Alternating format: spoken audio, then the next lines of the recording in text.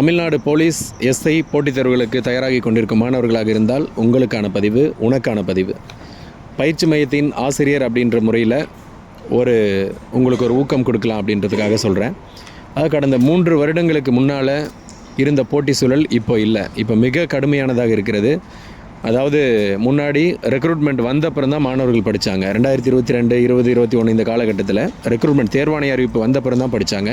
இப்போ அப்படி இல்லை. வருடம் முழுவதும் ஆரம்ப நிலையிலிருந்தே லட்சக்கணக்கான மாணவர்கள் தமிழ்நாடு முழுவதும் படிச்சுக்கிட்டு இருக்காங்க.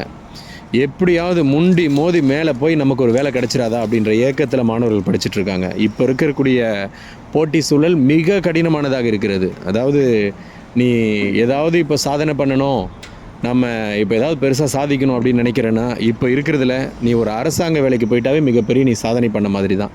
அப்படி ஒரு போட்டி சூழல் தான் இருக்குது. அதனால் மாணவர்கள் கொஞ்சம் கூட எதுலேயும் ஒரு சளைப்புக்கு ஆளாயிடாமல் உங்களுடைய உத்வேகத்தை தொடர்ந்து கொடுத்துக்கிட்டே இருங்க. இது நம்ம பயிற்சி மையத்தில் இன்று தேர்வு நடைபெற்றது. ஆகஸ்ட் 9, 2025 தேர்வு நடைபெற்றது.